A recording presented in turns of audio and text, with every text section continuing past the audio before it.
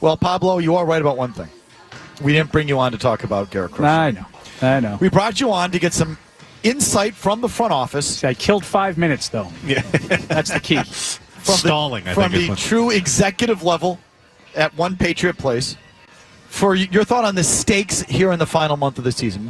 Are there any stakes for anyone down there in the final month of the year? Yeah, I will just speak specifically to Gerard Mayo, and I don't think there are any. I don't think there's any scenario in which he doesn't come back short of something off the field, some kind of really bad stuff. Yep. Not football related. So that's my feel. I haven't had anybody in the organization tell me any different. I have asked various people at various levels, not at the highest levels, obviously, but I think there's plenty to play for. I think there's plenty to be gained with the stuff that we've all been talking about all season, the benefits you can get from, trending upward with the young team that's trying to build. But I don't think, if they get blown out the last 4 games, that Gerard Mayo is going to be in danger. I don't know about the rest of the staff. I know there's been a lot of talk about DeMarcus Covington, a lot of talk about Alex Van Pelt. I think last week or 2 weeks ago when we last spoke, I told you I've really been impressed with the way Van Pelt has come on over the last month or so, last 6 weeks. I think there's been more creativity in the offensive play calling. I think Drake May's development speaks for itself. I think he's done as advertised. He's done a good job with a young quarterback, and by the way, not a whole lot else around it. So I think he can be even more creative when he gets more pieces. My only thing about the coaching in general offensively right now is, can we be more aggressive in terms of situationally? End of the half. Let's put the pedal to the metal. Let's put Drake May in some uncomfortable spots and see how he responds and things like that. Okay, Paul. So if you believe there's nothing that Gerard Mayo is coaching for or playing for in terms of his job, yeah, is that what you're talking? Right, yeah. That's accurate. Yeah. Do you think the organization would be best served by a public, vote of confidence, or put to bed the story, which they could easily do? And it's not that Robert has to call a press conference. It doesn't work that way. Yeah, put it out through a reporter. Yeah, a well-placed tweet from Adam Schefter gets the job done. How about Patriots.com? Or exactly. Yeah. Or Paul. You come on here today. I'm sure there's all these, I'm sure there's going to be Patriots Foundation charity, like that Robert's going to be out and about. Or just get out and about, and the TVs will be there, and they'll ask him about Gerard, and just say he's not going anywhere. You can end all that talk, and that sort of ends it. I do think there's some benefits to that. Now I know those things can work both ways. You guys would be like, why isn't he giving him a vote of confidence? And then he'll give him a vote of confidence. You go, there's the dreaded vote of confidence. And I know that's how it works. This is PR and I'm not. And listen, I do the same thing. I'm not, throwing stones at you guys. I do the same thing. When I hear that vote of confidence around the league, I'm like, But I do think there might be some opportunities here with the holidays. He probably will be making some appearances, and if he's taking questions, it wouldn't be a bad thing. I don't think for him to publicly voice his support for Gerard Mayo. So you said you've liked how Alex Van Pelt has brought the quarterback along. It has been better for the most part these last few weeks.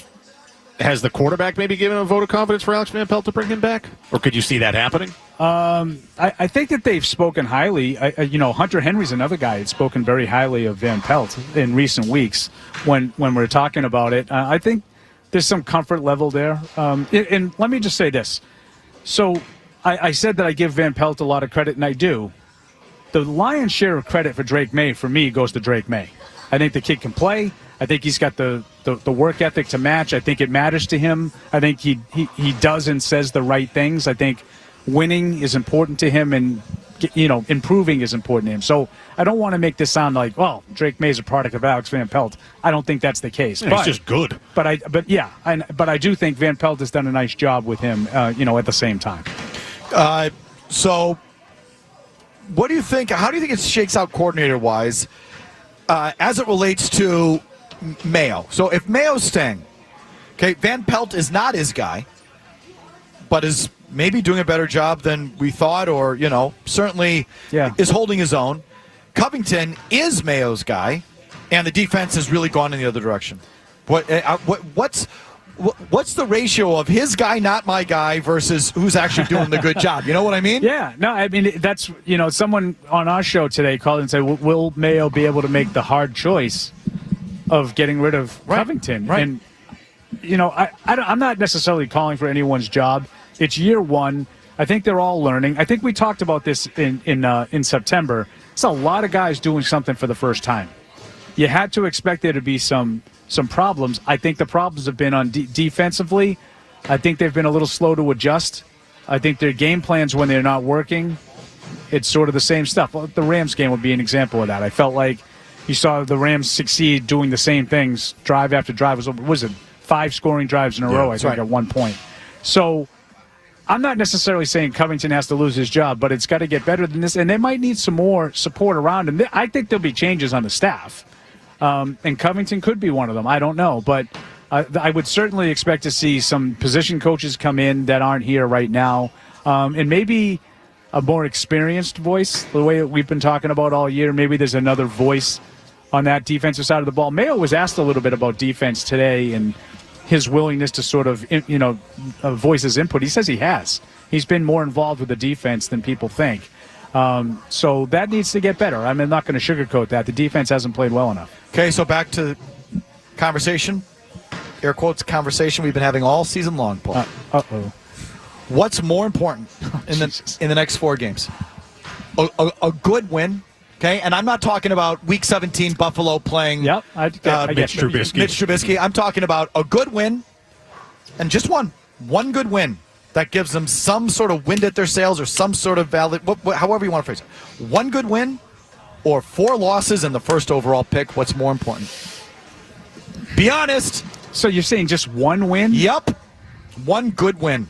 I think that's pretty much the same. I'm not a big, they got to get the number 1 pick. The draft doesn't matter to me at all this year. They got the quarterback. And in addition to that, and I'm going by all the experts now, this isn't a great draft. So I don't really care if it's 3, 6, 8, whatever. So there's no target. So why do you need the number 1 pick? And if there's no target, it's not just there's no target for you. Teams that normally would give you a boatload are probably not going to be willing to give you a boatload for someone that's a question mark. It's not Caleb Williams, right. Jaden Daniels, and Drake May at the top. It's question mark. Cam Ward, Shedeur Sanders.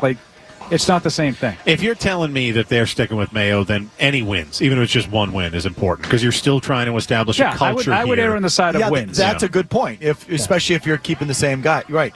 But this is like I've pretty much resisted talking draft because I don't like talking draft when it's draft time. I agree.